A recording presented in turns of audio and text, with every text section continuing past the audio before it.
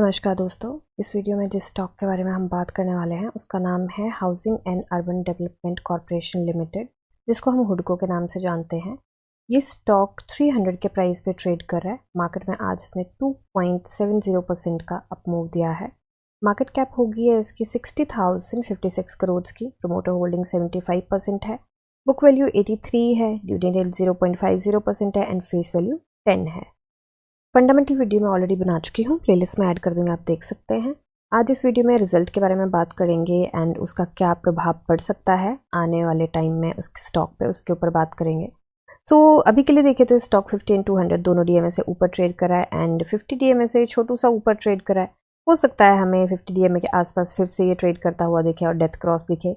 कोई इतनी बड़ी बात नहीं है, बट रिजल्ट कुछ बड़ा गंदा नहीं बोल सकते। ईयर ऑन ईयर तो बहुत अच्छा है।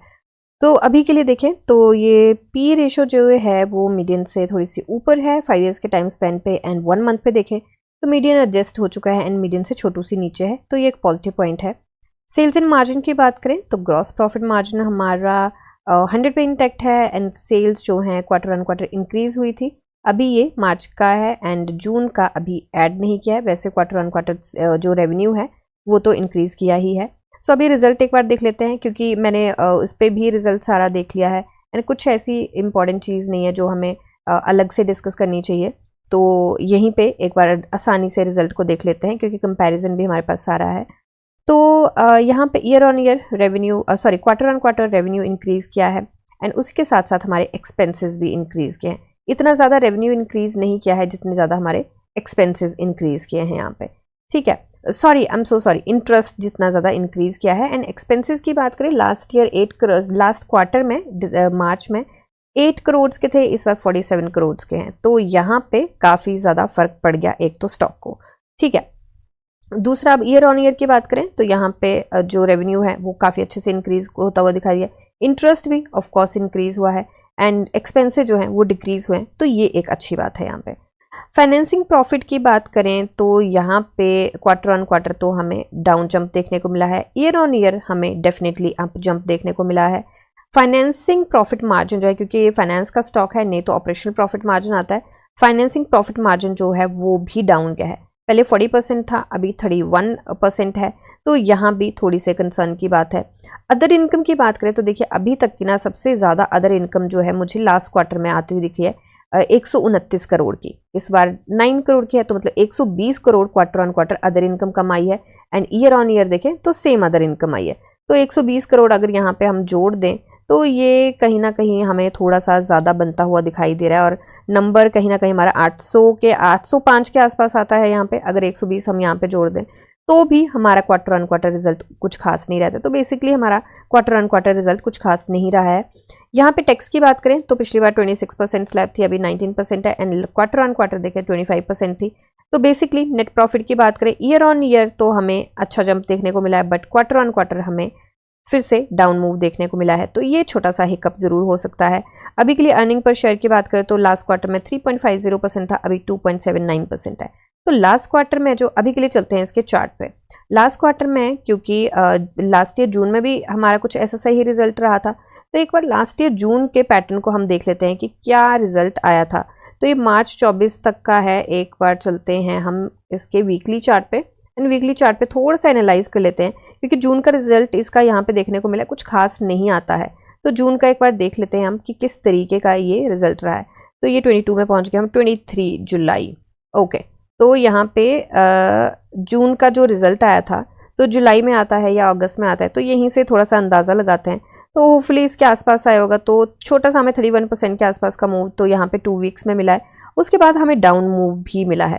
तो होपिंग कि इसके आसपास ये रिजल्ट आया हो एंड RSI भी काफ़ी हाई थी इस पॉइंट पे।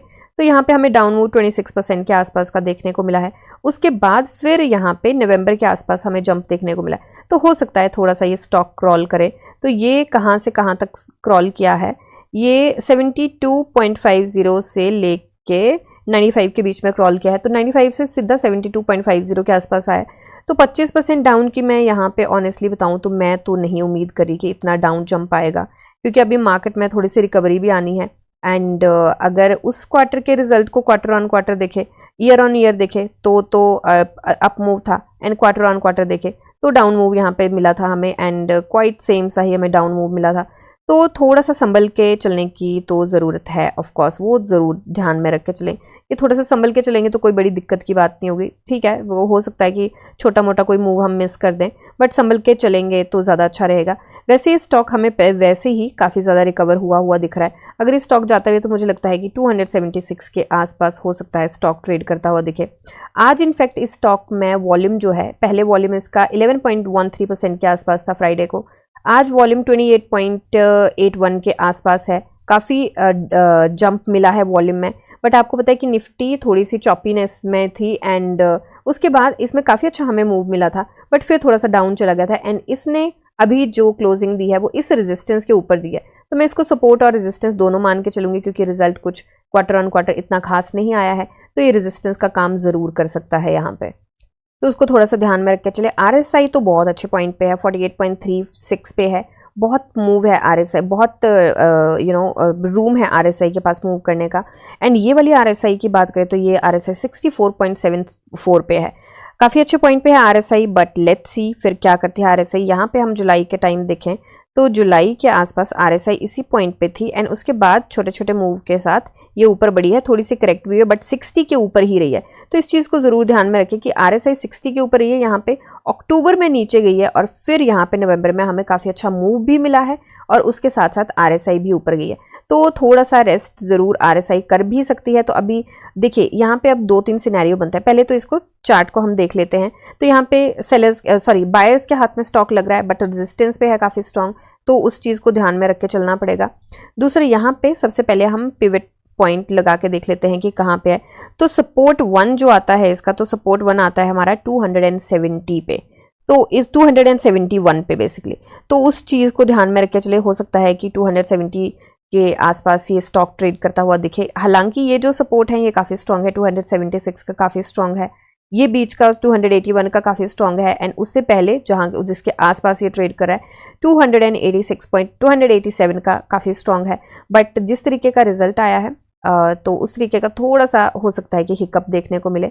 एक बार इसका BSE चेक करते हैं। प्राइस बैंड इसका 20% का है, एंड डिलीवरी वॉल्यूम जो गया है 31.36% गया है, कुछ खास डिलीवरी परसेंटेज नहीं गया है। प्रॉफिट बुकिंग यहाँ पे ज़रूर देखी गई है, डाउन जंप देखा गया है, शॉर्टर्स ने यहाँ पे शॉर्ट ज़रूर किया है। अब देखिए यहाँ पे शॉर्टर्स की बात करें तो देखिए एक जो न्यूज़ आई है, जो सेबी की जो चेयरमैन है मोहतरमा, उनके ऊपर वो हिंडनबर्ग का एक वो आर्टिकल स्टेटमेंट आया है कि कुछ ऊपर नीचे बात है। तो बेसिकली सबसे पहले तो बात करें तो यहाँ पे कॉन्फ्लिक्ट ऑफ इंटरेस्ट की बेसिकली बात की गई है। तो उनके ऊपर जो भी जांच है, जो भी कार्यकर्ता हैं, जो भी हैं, वो अपने जांच करता है, वो अपने इससे करेंगे जांच। उसमें तो मैं नहीं बोल रही कि सही है गलत है, कुछ भी नहीं, मेरे कोई कमेंट नहीं है उस पर।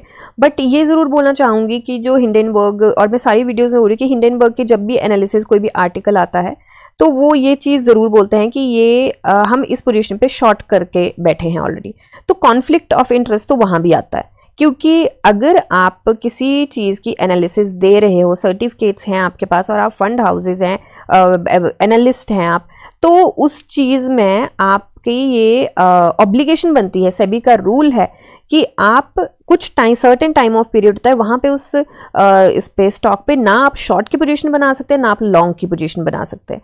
तो मुझे लगता है कि हमारे रिटेल इन्वेस्टर्स या यहाँ पे जो भी इंडियन मार्केट में बड़े बड़े धुरंधर बैठे हैं वो पागल नहीं है, तो वो भी अपने पैसे को समझदारी से डिसीजन लेंगे। एंड ये जो न्यूज़ है, चाहे वो बांग्लादेश के, चाहे मिडिल ईस्ट की है, चाहे जापान की है, चाहे वो US की है, चाहे वो इसकी ये आ गई अब नई न्यूज़, तो मुझे लगता नहीं है कि कोई पॉलिटिकल पार्टी की तरफ ध्यान ना देके, चाहे कोई भी पॉलिटिकल पार्टी है, चाहे आप सपोर्ट करते हैं, जिसको भी सपोर्ट करते हैं, चाहे सपोर्ट करते हैं चाहे नहीं करते हैं, मुझे लगता है आप अपने पैसे को थोड़ा सा पॉलिटिकल इससे एंगल से ना सोच के और बाकी सारी चीज़ों को ना सोच के समझदारी से डिसीजन ले, क्योंकि फैसले और अपने पैसों के जिम्मेदार आप खुद हैं, ना कोई पॉलिटिकल पार्टी आएगी उसको बचाने, ना कोई हिंडनबर्ग का ग्रुप आएगा बचाने, ना तो सेबी आएगी बचाने, कोई भी नहीं आएगा। तो उस चीज़ को थोड़ा सा समझदारी से डिसीजन लें तो मुझे लगता है ज़्यादा अच्छा रहेगा। तो मार्केट मुझे लगता है ज़्यादा टाइम तक डिस्काउंट नहीं करने वाली इस न्यूज़ को, चाहे इसका रिजल्ट बहुत अच्छा नहीं आया, बट फिर भी मुझे लगता है कि क्योंकि पहले बहुत करेक्ट हो चुका है, तो मुझे लगता है कि जब रिवर्सल आएगा तो इसमें भी रिवर्सल देखने को मिल सकता है। तो अभी के लिए जो सपोर्ट 1 है वो 271 का है, तो जो टेक्निकली यहाँ पे बना है, तो 271 का हम यहाँ पे भी एक बार सपोर्ट लेके चलते हैं। तो यहाँ पे एक लाइन हम ड्रॉ कर लेते हैं जो 271 का ये सपोर्ट लेके चले हैं, S1 है। तो यहाँ पे हो सकता है कि इस मैक्सिमम इसके नीचे इससे सॉरी इसके आसपास से ये रिवर्सल लेके जाए। तो एक बार अंदाजा लगाते हैं कि अगर ये गिरता है तो कितना गिर सकता है, तो ये गिर सकता है लगभग 10% के आसपास, बट मुझे नहीं लगता कि एकदम से गिरेगा, और बाकी कल मार्केट बता भी देगी। और यहाँ पे समीकरण ये बन रहे हैं, और अगर देखा जाए तो ईयर ऑन ईयर अगर देखा जाए तो year on year it's a fabulous result, कोई दिक्कत की बात नहीं है। एंड अर्निंग पर शेयर को भी इन्होंने मेंटेन किया है। तो बेसिकली वैसे भी रिजल्ट के अलावा भी अगर बात करें तो लॉन्गर रन के लिए, लॉन्ग टर्म के लिए स्टॉक बहुत अच्छा है। मुझे पर्सनली मेरे वन ऑफ फेवरेट स्टॉक्स में है। एंड फंडामेंटली स्ट्रांग है, टेक्निकली स्ट्रांग है, एंड फाइनेंस का है, ऊपर से गवर्नमेंट का है, एंड जिस सेक्टर का है वो सेक्टर बहुत अच्छा है। एंड वैसे भी इसने अपने आप को प्रूव किया है। तो मुझे लगता है वन ऑफ दो स्टॉक्स में है। जैसे वरुण बेवरेज है, उसके ऊपर मैं वीडियो नहीं बनाती, कमिंग डेज में लाना चाहूंगी मैं वीडियो। तो जब किसी में समझ नहीं आता तो मुझे लगता है ऐसे ऐसे स्टॉक्स में डाल के रख दो आप, तो मतलब बैंक से तो ज़्यादा दे ही जाते हैं। हो सकता है किसी साल में ना दें, बट या मुझे लगता है कि ऑन एन एवरेज बैंक से ज़्यादा दे ही जाते हैं। बाकी अभी के लिए टारगेट की बात करूं तो, फ्रेश एंट्री की बात करूं तो थोड़ी सी डमाडोल है यहाँ पे स्थिति। तो मुझे लगता है यहाँ पे फ्रेश एंट्री बिल्कुल नहीं बनानी चाहिए। कल एक बार मार्केट को देखें, हो सकता है हमें छोटा सा नेगेटिव मूव मिले यहाँ पे, क्योंकि जो शॉर्ट टर्म के लोग होते हैं वो सिर्फ और सिर्फ इसको देख के चलते हैं। तो अगर इसको लॉन्ग टर्म वाले तो पूरे को देख के चलते हैं, तो शॉर्ट टर्म वाले जो इसको देख के चलेंगे वो यहाँ पे मुझे लगता है निकलने की कोशिश भी कर सकते हैं। तो उस चीज़ को थोड़ा ध्यान से देख के चलें। एंड बाकी अगर मार्केट में रिवर्सल आता है, वॉल्यूम सस्टेन करता है तो निकल गया तो बहुत ही अच्छी बात है। कॉन्ट्रा ट्रेड हो गया तो मुझे लगता है मैं बहुत ज़्यादा खुश होंगी यहाँ पे। तो ये सिर्फ अगेन टारगेट हम तब लेके चलेंगे जब मार्केट में रिवर्सल आएगा और स्ट्रॉन्ग कुछ इंडिकेशन देगा ये स्टॉक, तब लेके चलेंगे। तो अभी के लिए जो चीज़ें बोली गई हैं उनका थोड़ा सा ध्यान रखिएगा। एंड बाय सेल होल्ड की कोई भी रिकमेंडेशन नहीं है, आप अपनी एनालिसिस कीजिए, जानिए, समझिए, पढ़िए और फिर इन्वेस्ट करिए। ये वीडियो सिर्फ एजुकेशन पर्पसेस के लिए है, so keep that in mind. And rest मिलते हैं नेक्स्ट वीडियो में, तब तक के लिए शुक्रिया एंड हैप्पी इन्वेस्टिंग।